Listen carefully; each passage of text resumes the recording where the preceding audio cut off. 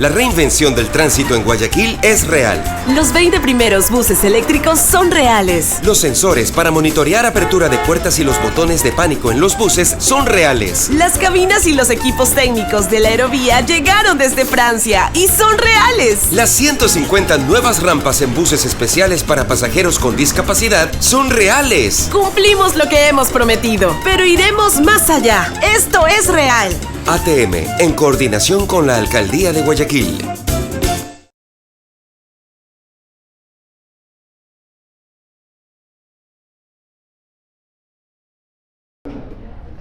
Bienvenidos todos, muy buenos días. Me dejan tomar aire, que es que estoy empezando la mañana, todavía no me han servido el cafecito característico. Carlos, ¿qué ha pasado? Perfilando, para que tengas mejor. Perfilando, así dice. Bienvenidos, esto es News and Coffee, el espacio de entrevistas de La Posta para revisar la coyuntura política y la actualidad nacional. Hoy viernes 18 de enero del año del Señor 2019. Un día cansado porque ayer tuvimos por la noche el debate de la capital aquí en la Cámara de Comercio de Quito.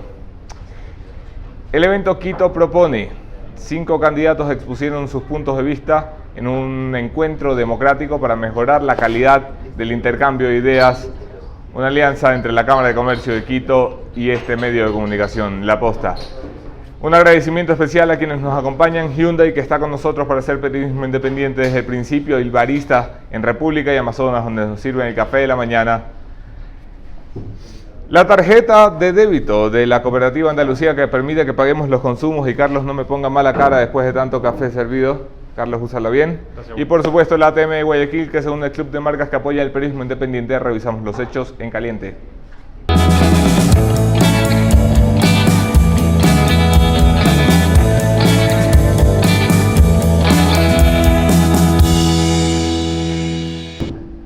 Qué día que nos ha tocado vivir ayer.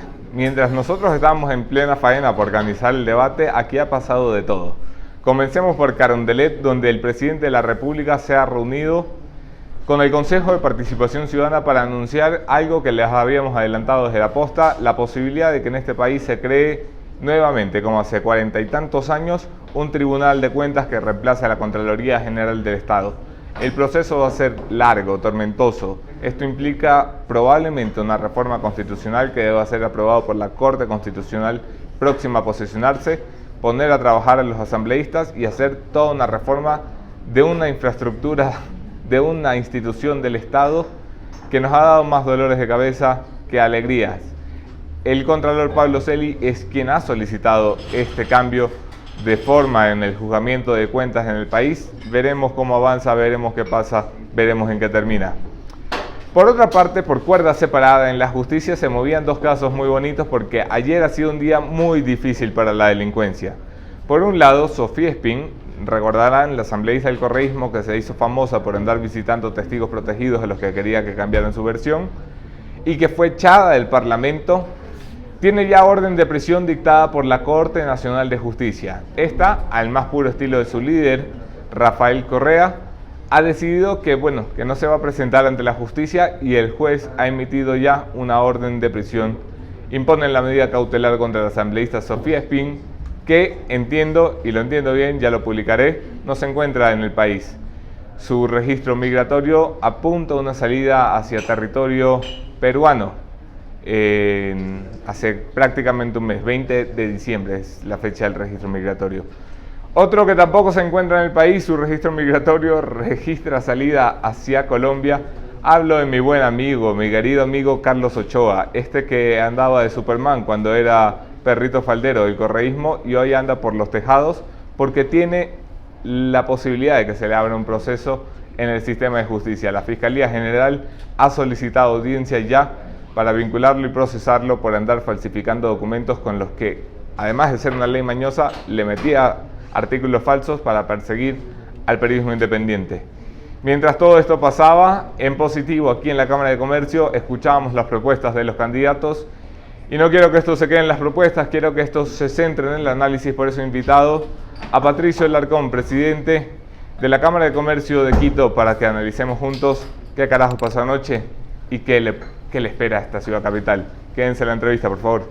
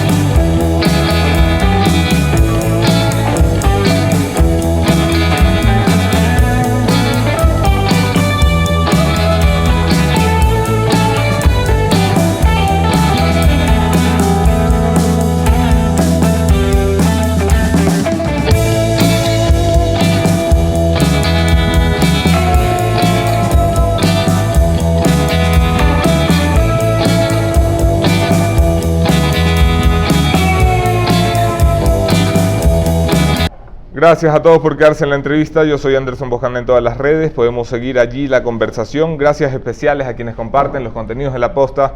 Si los compartes, te quiero más que si no los compartes. Bienvenido, Patricio Alarcón. Qué gusto tenerte acá. Buenos días, Anderson. ¿Cómo vas?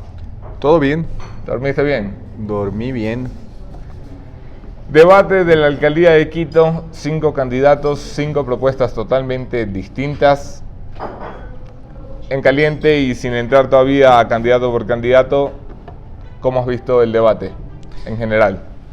Mira, vi lo que no he visto en mucho tiempo, madurez política, vi acuerdos. Creo que el gran perdedor del debate de ayer es la tendencia y creo que por ende el gran perdedor de ayer es la ciudad de Quito. ¿A qué te refieres con el gran perdedor es la tendencia? Porque creo que tenemos 4 candidatos que son decentes, que podrían armar un buen equipo de trabajo y que podrían hacer cambios importantes en la ciudad. 4 candidatos que compartían muchos de los puntos expuestos y que yo pensaba mientras estaba en el escenario, bueno, y si estos están tan de acuerdo, ¿por qué no fueron juntos? Mira, eso es lo que yo pensaba exactamente. Definitivamente la división de 4 candidatos que están preparados, que tienen los mismos principios, que defienden un cambio de un aparato estatal que no cargado de burocracia, con nuevas ideas, con un modelo de gestión diferente. Me asombra que en este momento pueda existir una dispersión en cuanto al voto. Finalmente, eso va a ayudar a 2 candidatos que están liderando las encuestas y que no sabemos finalmente cuáles son sus propuestas. Quien finalmente incrementó el nivel de burocracia en la ciudad sí fue el general Moncayo. Los primeros años del general Moncayo al cargo de la alcaldía no fueron buenos. Entonces creo que perdemos como tendencia, perdemos como posibles buenos administradores a 4 candidatos que si unieran fuerzas podrían generar un cambio en Quito. Vamos a ir analizando candidato por candidato, porque a pesar de que tenían muchas coincidencias, también tienen sus puntos y aparte. Me gustaría empezar con el que más se distinguía en la jornada de ayer, que era el candidato por Pachacutic, Pablo Dávalos. Un discurso que vuelve a enfrentar izquierda y derecha, un discurso que vuelve a satanizar la la inversión privada o el ejercicio del mejoramiento de la ciudad desde el sector privado. De hecho, uno de los comentarios que me quedó muy marcado fue cuando dijo la derecha que quiere hacer negocio incluso con la basura. ¿Qué te pinta? Pablo Dávalos es muy buen tipo, pero sus propuestas, ¿qué te pintan? ¿Qué te hacen sentir? Como un representante formal de la derecha, además. Mira, las propuestas de Dávalos no son viables, es tan simple como eso. Como tú para crear un banco, por darte un ejemplo, ¿qué es lo que necesitas? Dinero, pues. Necesitas capital. La ciudad de Quito no tiene dinero, la ciudad de Quito no tiene capital, la ciudad de Quito no tiene un superávit para poder crear un banco, para poder colocar préstamos, para poder colocar crédito. La ciudad de Quito no tiene dinero para poder hacerse cargo del transporte público. ¿Qué es lo que va a hacer? Estatizar. ¿Cómo va a estatizar? Ilegalmente se va a tomar los activos de otras personas. Eso no puede, eso no es constitucional.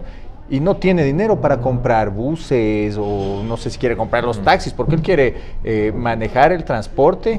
Sí, dijo claramente municipalizar el transporte. Municipalizar el transporte. Entonces, mira, más allá de lo que diga, es una propuesta que no la va a poder concretar. Es pura demagogia. Imposible. Vamos a los candidatos del centro a la derecha. Empezamos en el mismo orden en el que estaban sentados. La candidata Paola Vintimilla, que se estrena por el Partido Social Cristiano, y se lo preguntaba a Luis Eduardo Vivanco ayer en la ronda final de preguntas. Su candidatura surge 3 semanas antes de la inscripción a elecciones. ¿Crees que hay un candidato que pueda preparar un plan de gobierno en tan poco tiempo? Mira, yo creo que podría tener fortalezas porque tiene el apoyo del mejor administrador público del país. Jaime Nebot, ¿te refieres? Definitivamente, es el mejor administrador público del país y tiene experiencia en cuanto a concesiones, tiene experiencia en cuanto a un manejo eficiente del municipio, tiene un modelo de gestión definido y creo que eso podría ayudar si es que se toman buenos ejemplos en Quito. Maneja bien el aeropuerto, mira, de lo que tengo entendido, él cuenta con alrededor de $300 millones en caja para construir el nuevo aeropuerto de Guayaquil. Por darte un solo ejemplo, el aeropuerto de Guayaquil obtiene el 50% de los ingresos en la concesión, el aeropuerto de Quito obtiene el 11% de los ingresos en la concesión. Entonces, mira, tendría alguien que le puede guiar y podría ayudarle con un equipo para manejar el municipio de mejor manera. Entonces, no sé si tanto... Pero el alcalde de Quito necesita niñera, Patricio. El alcalde de Quito necesita un buen equipo de trabajo, necesita trabajar en un buen modelo de gestión, necesita hacer cambios, necesita carácter, necesita tomar decisiones, necesita rodearse de la mejor gente. Entonces tú me preguntas cuál puede ser la ventaja. Tal vez no ha tenido el tiempo de preparar, y no lo sé, el mejor plan de trabajo, pero en cuanto a la ejecución se puede asesorar bien. Eso puede ser una ventaja que puede llegar a tener el candidato del Partido Social Cristiano. En el plano de lo real, y ayer la vi, por ejemplo, defender algo que me parece que es necesario que defiende el Partido Social Cristiano en una ciudad como Quito, donde socialcristianismo y Nebot eran mala palabra hasta hace muy pocos años. La imagen ha ido cambiando y reestructurándose. Ella apelaba, la candidata Vintimilla apelaba a que esta no es una elección de izquierdas y derechas o de partido tal y partido C, sino es una elección de personas y propuestas. ¿El socialcristianismo en el plano de lo real tiene cabida en una ciudad como esta donde ha estado satanizado en los últimos 20 años? Mira, yo no sé, yo creo que los partidos políticos en general no tienen la aceptación que tuvieron hace algunas décadas, eso es claro. Han habido muchos problemas, la imagen de los partidos no es la mejor. Yo sí creo que el ciudadano en general va a votar por personas, va a votar por propuestas, y creo que de lo que tú me comentas, que el alcalde de Guayaquil tiene una mejor imagen ahora en Quito. ¿Y por qué? Sí, por supuesto. Porque la gente mira resultados, porque la gente regresa a ver a Guayaquil y es una ciudad que está bien manejada. Entonces, no es lo mismo la percepción de la gente del alcalde Nebot hace 10, hace 15 o hace 20 años a la percepción que tiene la gente del alcalde Nebot ahora, ¿no? Sí, sí. Creo que eso puede ser una fortaleza para el Partido Social Cristiano en algún momento. No sé si en este momento, pero en algún momento puede ser. pero le ves capacidad de renacer al socialcristianismo aquí. Porque acordémonos que el Partido Social Cristiano nace en Quito, ¿no? Sí, mira, yo no sé si lo veo difícil.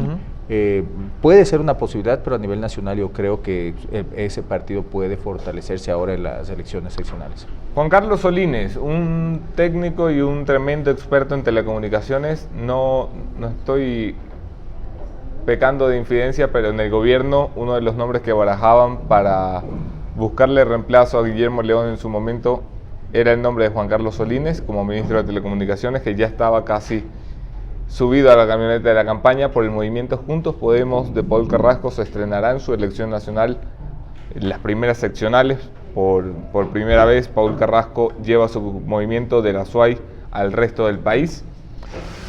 Y Solines es probablemente el más organizado en su exposición de ideas, así lo vi yo durante el debate. Tiene más que propuestas puntuales, tiene claros los conceptos y tiene claros la radiografía de los problemas. ¿Cómo viste tú a Solines? Creo que tiene un perfil interesante. Él tiene experiencia en el sector público. Trabajó en el, me parece que fue el gobierno de Sixto Durán. Sí, trabajó en la presidencia. Tiene mucho conocimiento en cuanto a las telecomunicaciones.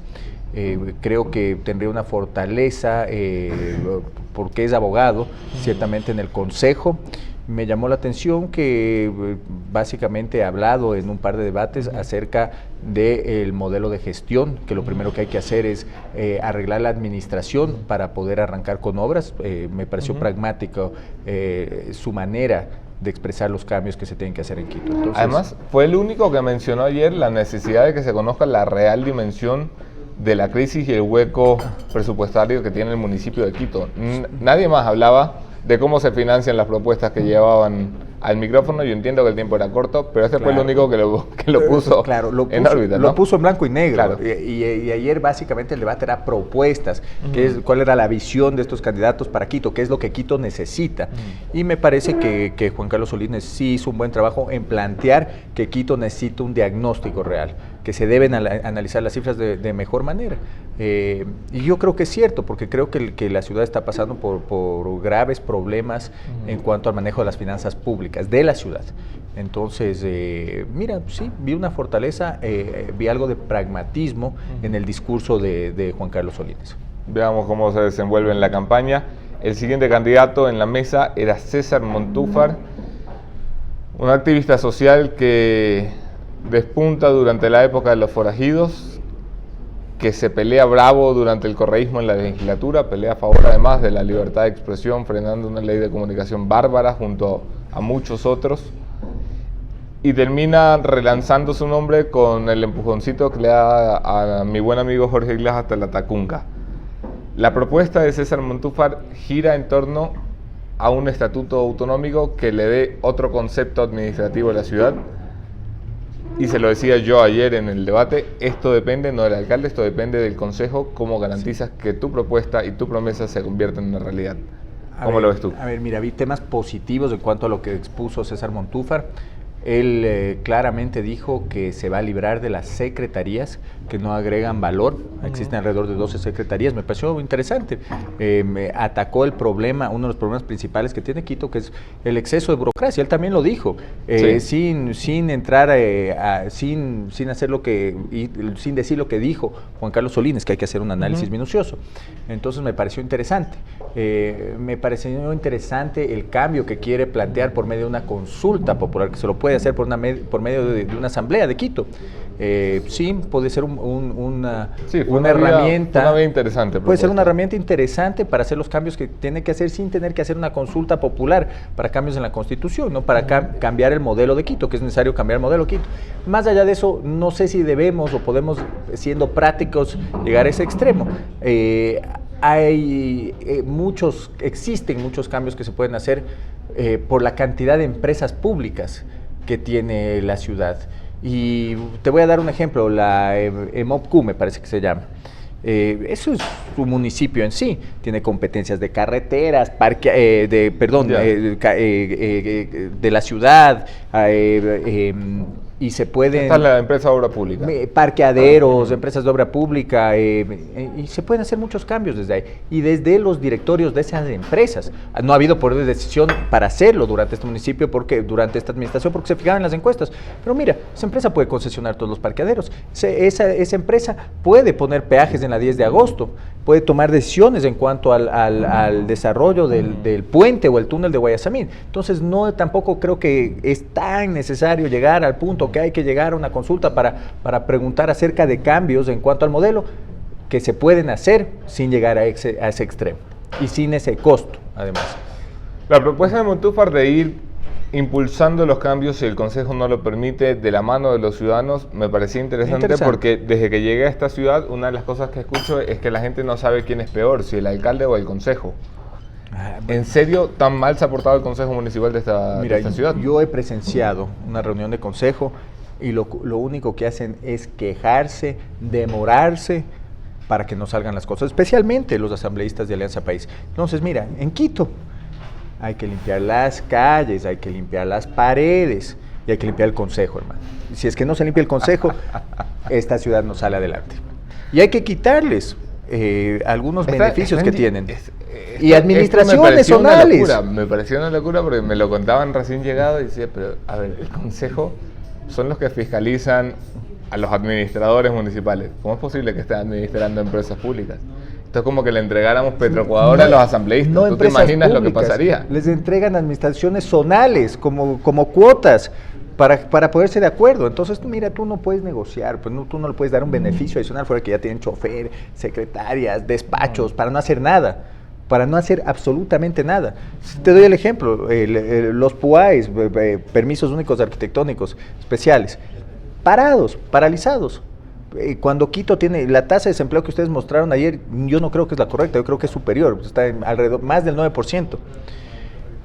Mira, con ese problema que tiene Quito, tiene el índice de desempleo más alto del país. Y con ese problema que tiene, no aprueban proyectos de arquitectónicos. Solo un proyecto, que si es que se aprueba, generaría una inversión de 120 millones el próximo año. Y durante los próximos 10 años una inversión de 1.200 millones de dólares. Imagínate, y así no lo aprueban. El problema del empleo por de caprichos, Quito, por ineptos. El problema del empleo de Quito, Patricio, no es que esta ciudad depende demasiado de la burocracia y del trabajo o de las plazas de trabajo que genera el sector público. Definitivamente, mira, en Quito se concentra la mayor cantidad y ese va a ser otro problema que tiene Quito.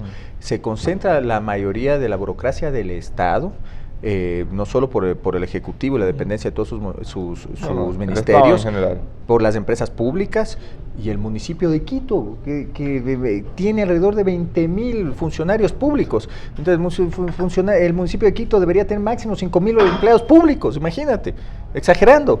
Entonces, lo primero es cambiar el modelo de gestión. Algo que me llamó la atención ayer es que nadie tampoco mencionó o dio propuestas de movilidad. Hablaron de Juan, me parece que Solines habló de la propuesta más o menos concertada allí era integrar el transporte público. En el metro, sí, pero mira, Quito tiene que integrar a los valles, tienes que dar mejor acceso a la gente al metro, tienes que ver cómo circulan menos vehículos dentro de la ciudad, cómo incentivas de mejor manera el transporte público, cómo haces una sola fila con el trole, porque hablaron ayer, me parece que Juan Carlos Olín, que te estuvo bien, pero dijo que quiere llegar a tener en 10 años a Quito solamente con buses eléctricos, pero eso no soluciona el problema de tráfico.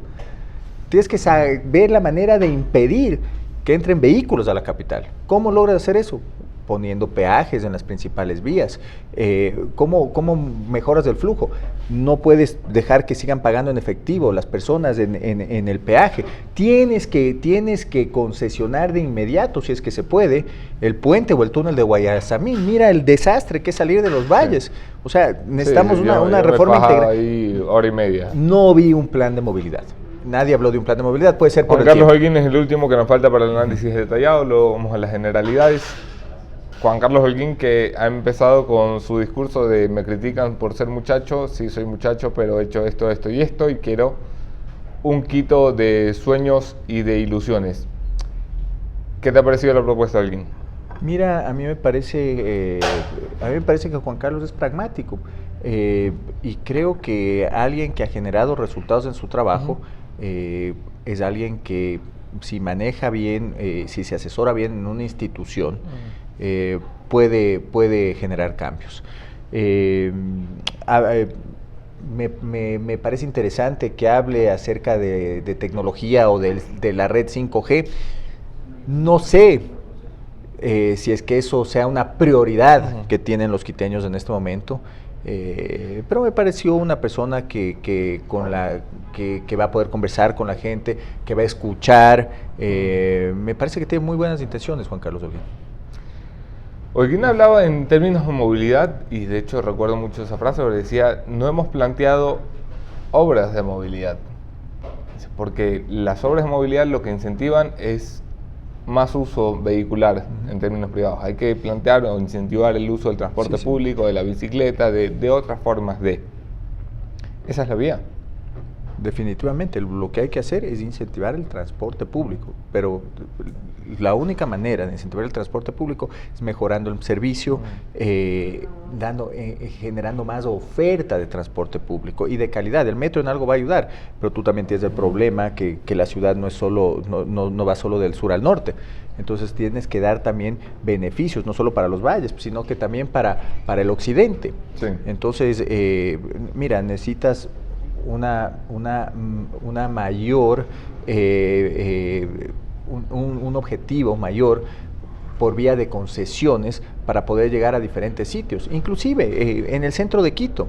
Entonces, yo no vi una propuesta, por decirte, que pueda mejorar, aumentar la oferta de transporte público, bajar el nivel de vehículos privados, o sea, de vehículos particulares dentro de la ciudad. No la vi. Ni Juan Carlos ni el resto de candidatos expusieron una propuesta que yo diga, sí, me llamó la atención. Y Pablo Dávalos queriendo municipalizar todo el transporte público. Casi sales corriendo. No, o sea, no es viable, no tiene la plata para hacerlo. En movilidad, se atrevió Juan Carlos Salinas a decirlo, fue el único que se atrevió, de hecho, hay que revisar las tarifas. El concepto es lo correcto, sí. Hay que revisar las tarifas de transporte público en esta ciudad, están congeladas desde Solines la dolarización. Solines lo dijo. Solines, sí. ¿Quién dije? Holguín, no sé, bueno. Solines, bueno, sí. Juan Carlos Solines. Y eso a mí me llama mucho la atención, porque sí, evidentemente aquí llevamos, 17 años con la tarifa parqueada en los 25 centavos, pero es que el servicio tampoco da como para que uno diga, hombre, sí, me meto la mano en el bolsillo para seguir pagando esta porquería de servicio que recibo, voy a pagar el doble. ¿Cómo se arregla algo como eso y cuál es tu percepción en el debate Uber, Cabify, taxis amarillos? A ver, yo creo que definitivamente se deben revisar las tarifas, paralelamente se deben eliminar subsidios, se deben eliminar esas distorsiones. No puede ganar tampoco el taxista, obviamente, pero tampoco puede recibir un subsidio por dar un mal servicio a la ciudadanía. Si tú me preguntas, y tenemos que llegar a un precio real, ¿no? Porque tampoco se puede abusar de las tarifas, porque quien sale perdiendo finalmente es el ciudadano y en general el consumo en la ciudad, ¿no? Cada vez que tú subes un precio se ve afectado el consumo en la ciudad y por ende el sector privado y por ende obviamente la economía. Si hablamos de Uber y Cabify o las plataformas, mire, es una tendencia mundial. Ahí el gran reto es regular no las plataformas, pero a quien utiliza estas plataformas. Entonces sí, ellos deben trabajar en igualdad de condiciones, deben poder probar que manejan bien, que su auto está en buen estado, tienes que saber cómo ubicarlos, cómo denunciarlos, regularlos de la mejor manera, aunque tampoco trabajan en igual de condiciones, porque sí tienen beneficios el sector de los taxistas que no tienen, y no solo el subsidio, sino pero que la importación, impuestos. Sí, pero esto cuando va a llenar el tanque, pues lo llenan como ahora, mortales. Ahora sí. Sí, sí. Sí, no, y está bien. Sin embargo, creo que por la seguridad del ciudadano, inclusive por el servicio que deben dar cualquier persona que está beneficiándose de transportar a un ciudadano, tiene que mantener cierto estándar. Una de las temáticas que a mí me dejó un poco mal sabor de boca fue el tema de seguridad, porque ninguno de los candidatos, me parece, tiene clara una visión de qué puede hacer el municipio para colaborar en una competencia que no es directamente suya, que la Constitución se la endosa al gobierno central, pero en el que tenemos que exigir las autoridades locales den algún tipo de solución. Y todas las soluciones me parecieron más o menos en el mismo tono: hay que exigirle al gobierno, hay que liderar ante el gobierno, hay que poner lucecitas en la ciudad. No fueron propositivos, ¿a eso te refieres? Sí. Me pareció el tema más flojo de la noche, me pareció la seguridad. Definitivamente no tienen la competencia para hacerlo, pero yo creo que se pueden organizar de mejor manera con la comunidad para atacar en lo que se puede ese problema, pero ese problema viene por algunos factores, por la economía, por la educación, controles en cuanto al tráfico de droga, pero las comunidades se pueden organizar y el municipio puede ayudar a que se organicen las comunidades específicamente y se pueden crear. Con los municipios y el sector privado, a su debido momento lo que se hizo fue crear casetas donde se apoyaba a las autoridades para que puedan monitorear ciertos sectores o barrios. Y habían programas donde se ponían patrulleros, se ponían kioscos. El municipio podría trabajar en eso, podría trabajar en planes de seguridad con el sector productivo. Aquí en la Cámara tenemos un plan de seguridad donde ayudamos en la Procuraduría a los locales donde hay ciertos hurtos, donde enviamos a seguridad a locales donde existen ciertos hurtos. Entonces sí, siempre se pueden mejorar las propuestas, fuera de que hay que iluminar bien la ciudad, fuera de que hay que mantener bien la ciudad limpia, fuera de que sí, hay que exigir al gobierno que si es que se están pagando los impuestos, que tengan, ¿cuántos policías dijeron? Dos policías y medio por cada 100,000 habitantes. Entonces sí, esto es un trabajo en general de los gobiernos autónomos y del gobierno central. Pero hay mucho por hacer en ese sentido.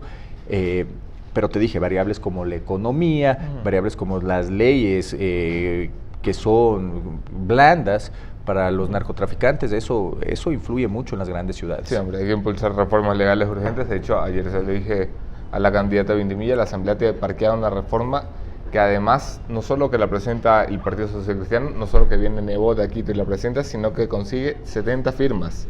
Es decir, una más de las que se necesita para aprobar la ley. Ahí está la ley parqueada en la Asamblea, como tantas otras cosas en esta Asamblea Nacional. Sí, y el alcalde de Quito, tú tienes razón, y el alcalde de Quito tiene que ser mucho más proactivo en la política nacional. Acuérdate que es el segundo o la tercera figura política de la ciudad. Sí, claro. Con su partido político debería poder influir en la Asamblea, debería poder exigir y presionar al gobierno central. Entonces, no solo existe un reto en cuanto a la gestión, al modelo de gestión, sino que existe un reto en cuanto al manejo del poder político que puede adquirir y el liderazgo en el país que tiene que adquirir y tiene que usarlo a favor de los quiteños. Los que no estuvieron en el debate, Jorge Yunda y Paco Moncayo, son los dos que van arriba en las encuestas. Y en esta ciudad podría haber un alcalde con 22-23% de la votación general. O sea, 8 de cada 10 no le dan el voto y puede terminar sentándose en el sillón de la alcaldía de Quito. ¿Cómo ves a estos dos personajes? Mira, no conozco la propuesta de Jorge Yunda. Aceptó participar en el debate, Sí. Se fue a México, lamentablemente. Ese día tendría que escuchar cuál es su planteamiento. Me parece que está muy enfocado en temas de animales, sí, temas sociales. Creo que necesitamos un buen administrador en Quito, es esencial. Conseguir a alguien que pueda tomar la decisión de hacer cambios específicamente en cuanto al modelo de gestión. Eliminar las secretarías, concesionar todo lo que pueda dentro de los activos que manejan las empresas públicas, muy importante.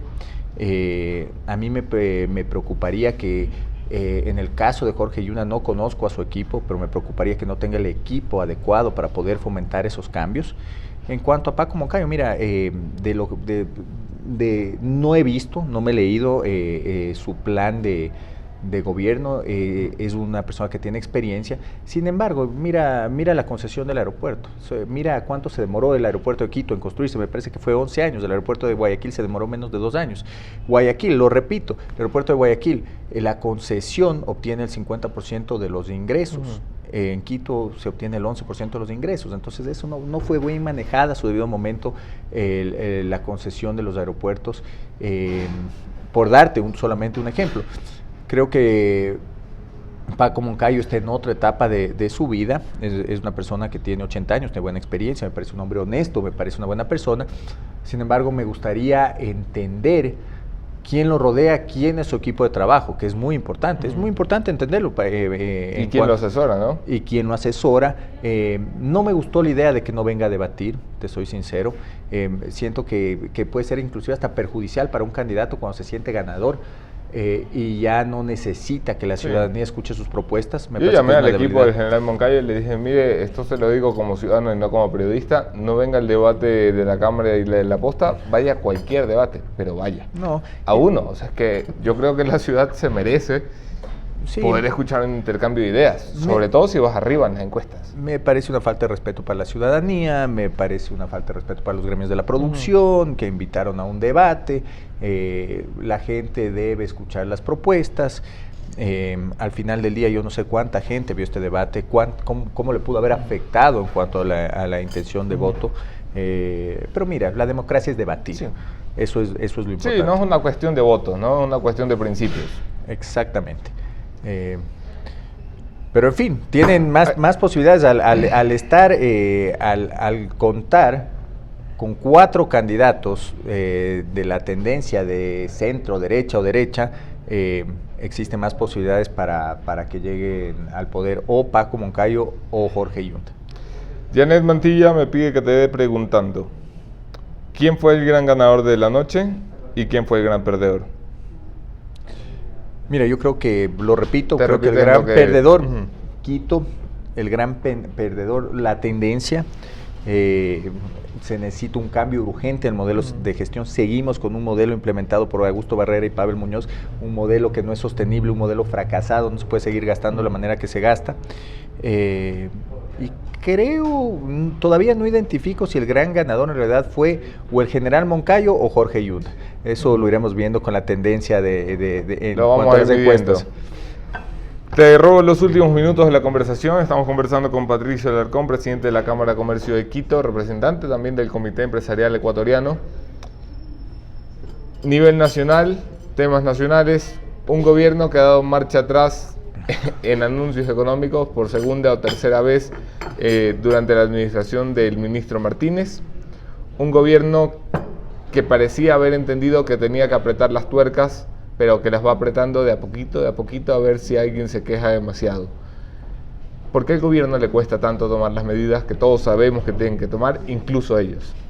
Mira, yo creo, y sin el ánimo de ofender absolutamente a nadie, y no quiero que se lo tome a título personal lo que voy a decir. El tema de los subsidios. ¿Cuándo anunciaron que iban a implementar los subsidios? Me parece que fue en octubre, antes inclusive. Sí. Hablaron de que iban a abrirse al diálogo para buscar soluciones para focalizar los subsidios. Correcto. Los últimos días de diciembre anuncian cambios de precios, nada más. Y el primer decreto, y se tienen que echar para atrás, porque eliminan el subsidio al diésel y solo lo iban a implementar para empresas de transporte público. Las empresas registradas transportan alrededor del 25% de la carga del país. Entonces se dieron cuenta que iba a ser una medida inflacionaria.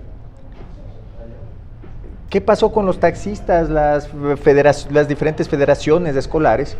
Que tampoco buscaron la tecnología adecuada a su debido momento. No abrieron el problema al diálogo, no buscaron soluciones.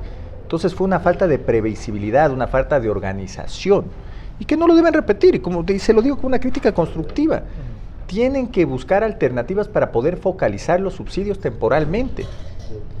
para que no tengan estos problemas, para que no tengan estos problemas políticos y no se tengan que echar para atrás. Sobre todo tienen que cuidar la lengua, porque les encanta anunciar vainas que todavía no han pensado bien y luego esto es lo que pasa. O sea, si no lo han pensado en detalle, no lo anuncien, señores. No, y si se toman decisiones, porque pierdes capital político. Y pierdes fuerza porque cedes ante grupos de ya poder. Han cedido ante las universidades, han cedido ante los transportistas.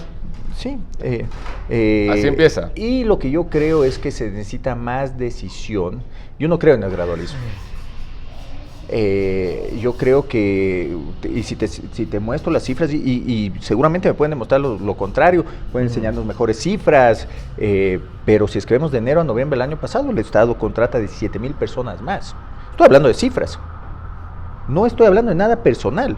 Entonces, si el Estado contrata 17,000 personas más, el IES afilia 17,000 personas más, ¿dónde está el sacrificio del Estado? Que tú y yo, cuando nos subamos a un taxi en este momento, ya estamos, el taxista ya no está con una ventaja del subsidio.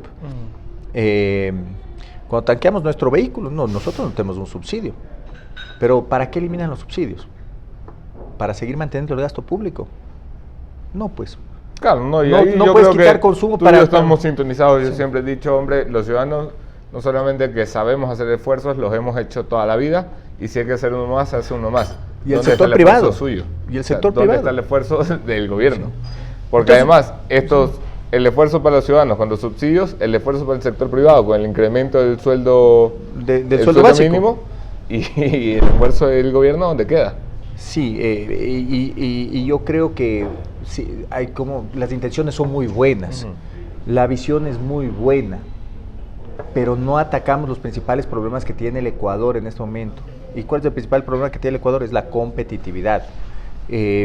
La nueva ley de fomento productivo la tenemos que analizar de mejor manera. Tenemos que ver los resultados de la ley de fomento productivo, en la que acaban de emitir el reglamento. Pero si tú me dices que de esta manera se van a solucionar los problemas de fondo que tiene el Ecuador, lo veo muy difícil. Y creo que, yo creo que seguramente tendrán las mejores intenciones dentro del gabinete, pero mientras no tomen una decisión de ser más agresivos en bajar el gasto público,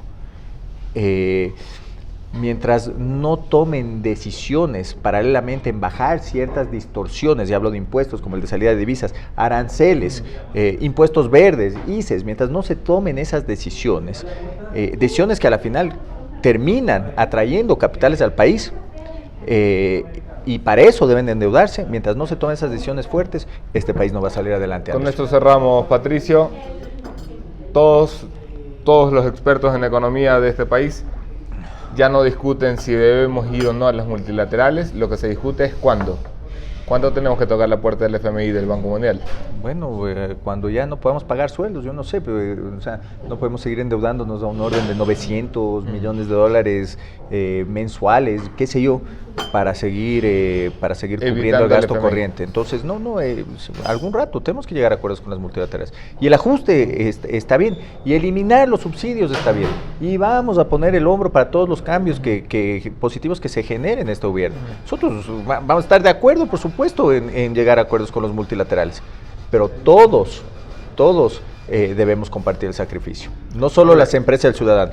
Habrá que decírselo a la oposición también, que aquí he tenido asambleístas del PCC y de Creo que llevan 10 años pidiendo revisión de subsidios, y cuando los revisan salen a decir, esta boca no es mía, yo estoy en contra de que toque el bolsillo de los ciudadanos. A ver si nos ordenamos un poquito también acá. Nosotros no somos políticos, estamos en desacuerdo con los subsidios, pero estamos conscientes de que el gobierno también tiene que ajustar en la misma proporción, y tenemos que impulsar bajar ciertos impuestos que no existen en la región.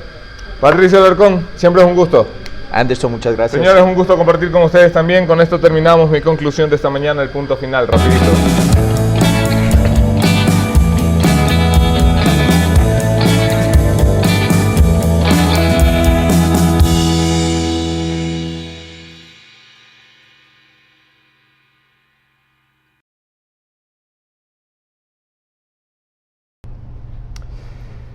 Yo insisto e insistiré en la necesidad de que corrijamos las deficiencias en nuestro sistema de justicia. Visto está la posibilidad que tenemos de recuperar al país y de recuperar la democracia a través de las instituciones, no puede ser que tengamos un Consejo de Participación Ciudadana de Transición que está dudando en materia del Consejo de la Judicatura. Una piedra fundamental en la reestructuración del sistema de justicia es que quienes dirigen el sistema de justicia desde la parte administrativa no vuelvan a ser nunca más servidores de un partido político o descalificados morales o intelectuales. Tenemos algunos de esos en las ternas remitidas al Consejo de la Judicatura y tenemos la confianza de que el Consejo de Participación sabrá tomar la decisión que le importa al país. Tener un Consejo de la Judicatura sobre el cual no pese mancha alguna. Que no llegue alguien allí, mucho menos a la presidencia del Consejo de la Judicatura, donde ya no sabemos solamente si su plata es bien o mala vida, sino que no sabemos si fue bien seleccionado como jueza de la Corte Nacional. El que entiende, entiende. Estoy pendiente del tema. Nos vemos aquí el lunes, otro tema, otro entrevistado, mismo entrevistador.